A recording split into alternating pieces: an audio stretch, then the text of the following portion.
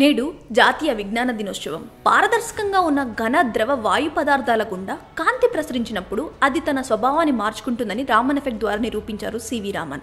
1928 ఫిబ్రవరి 28న రామన్ ఎఫెక్ట్ను కనుగొన్న రోజుని నేటికి మనం సైన్స్ దినోత్సవంగా జరుపుకుంటున్నాం. ఆ రోజు నుంచి ఈ రోజు వరకు సైన్స్తో ఎన్నో కొత్త ఆవిష్కరణల నుంచి చంద్రయాన్ 3 ఆదిత్య L1 వరకు ఎన్నో విజయాలను సొంతం చేసుకున్నాం.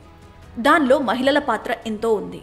అంతరిక్ష పరిశోధనలో మన సత్తా చాటి ప్రపంచ దేశాల్లో భారత్ స్థానాన్ని అగ్రపదాన నిలిపిన గొప్పతనంలో మహిళా శాస్త్రవేత్తలది కూడా ముఖ్య భాగమే.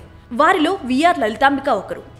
అత్యున్నత ఫ్రెంచ్ పౌర పురస్కారం the Legion de Honour of ఫ్రాన్స్ను అందుకున్న లలితాంబిక గురించి తెలుసుకుందాం. కేరళలోని తిరువనంతపురంలో జన్మించింది లలితాంబిక. తండ్రితో సహా చుట్టాలలో ఎక్కువ మంది ఇంజనీర్లు ఉండడం, గణిత శాస్త్రంలో దిట్టగా పేరున్న తాత వల్ల లలితకు శాస్త్రీయ విషయాలపై ఆసక్తి మొదలైంది. ఆ ఆసక్తి ఇస్రో వరకు తీసుకెళ్లింది. డిగ్రీ పట్టా పొందగానే పెళ్లిపీటలెక్కినా ఆ తర్వాత కూడా చదువుకు విరామం ఇవ్వలేదు. ఎంటెక్ చేస్తున్న కాలంలో ఆమెకు కూతురు జన్మించింది. కాలేజ్కి విరామం ఇచ్చినప్పటికీ స్నేహితురాలు తెచ్చిచ్చిన క్లాసులకు నోట్స్ ఇంట్లోనే చదువుకునేది. 1988లో తిరువనంతపురంలోని విక్రమ్ సారాభాయ్ స్పేస్ సెంటర్లో మొదలైన ఆమె ప్రయాణం అత్యున్నత ఫ్రెంచ్ పౌర పురస్కారాన్ని తెచ్చిపెట్టింది. ఉద్యోగంలో చేరిన తొలి రోజుల్లో ఫెయిల్యూర్ ఎదురొచ్చి భయపెట్టాలని చూసింది. ఆమె ఉద్యోగం మొదలైన కొన్ని రోజుల్లోనే తాను పనిచేస్తున్న ఏరియాలో కంట్రోల్ సిస్టమ్కు సంబంధించిన సాఫ్ట్వేర్ ఎర్రర్ వల్ల ఫెయిల్యూర్. అంతా గందరగోళం అన్నట్లుగా ఉండేది పరిస్థితి.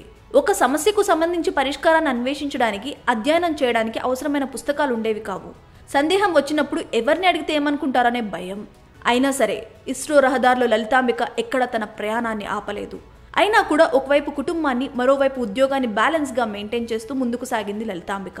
కొద్ది రోజుల్లోనే PSLV ప్రాజెక్టులో పనిచేసే అవకాశం లభించింది లలితకు. అప్పటికే ఆమె యంగ్ మదర్ కూడా. ఒకవైపు ఏ టైంకు ఇంటికి వెళ్తారో తెలియనంత ఊపిరి సలపని పని, మరోవైపు పని విరామంలో పదే పదే గుర్తుకు వచ్చే బిడ్డ. 1993లో PSLV లాంచ్ ఫెయిల్ అయింది. అదే సంవత్సరం రెండో ప్రయత్నానికి సంబంధించిన షెడ్యూల్ వచ్చింది. పని ఒత్తిడి మరింత పెరిగింది.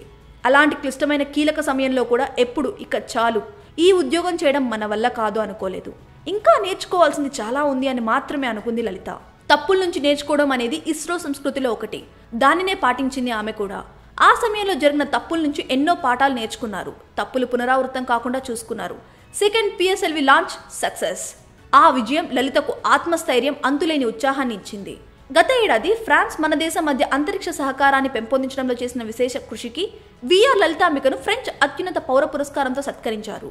ఫ్రాన్స్ ప్రభుత్వం తరపున మన దేశంలోని ఫ్రాన్స్ రాయబారి మాథ్యూ నుంచి ఈ అవార్డు అందుకుంది లలిత. అంతరిక్ష సాంకేతికతలో విశిష్ట శాస్త్రవేత్తని మాథ్యూ లలితాంబికను కొనియాడారు. PSLVలో ఆటో పైలట్ సిస్టమ్ విభాగంలో చాలా కాలం నుంచి ఉన్నాను.